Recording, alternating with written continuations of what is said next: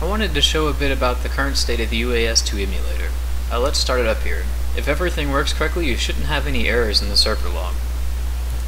The launcher defaults to the localhost IP. This will usually get you stuck in portal space. You'll want to use your LAN IP.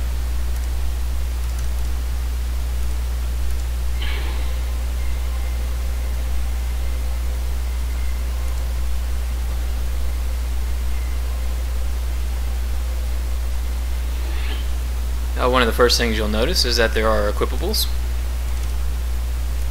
You can spawn different items and monsters using in-game commands that are for the emulator that start with an exclamation mark.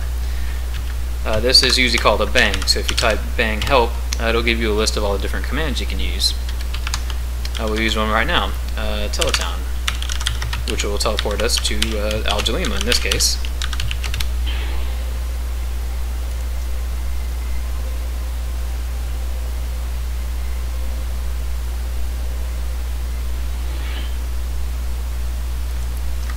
Alright, let's spawn a couple items.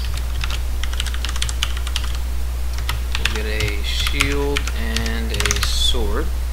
The item IDs for these commands you can find in the database itself or in the SQL file for it. If we do a search for items templates, you can find the list of all the different items and their IDs that you can spawn.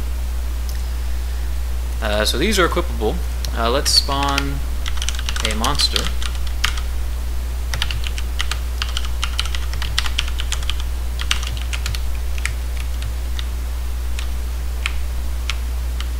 And combat works, though the animations are a little buggy.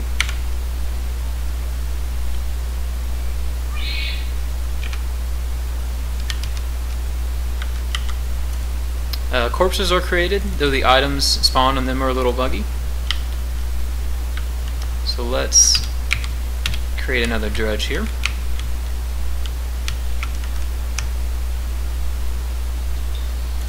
Spellcasting works, so let's spawn a couple foci. You can use the original component system, though for right now this is a little easier to spawn all the items for. Buffs will create the buff effect and correctly give you the increase in the stats or attributes. And War Magic works.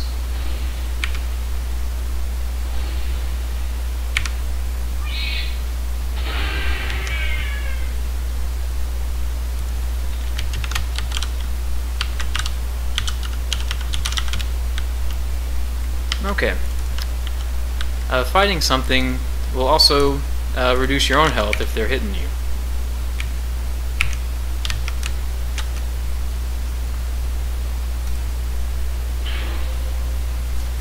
And you'll respawn either at your last life stone or at the training hall if you didn't use one.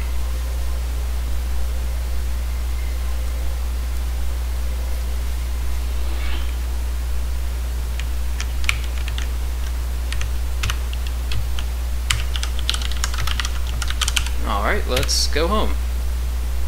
The housing is somewhat implemented. Every character you have will have a default house with a couple items in it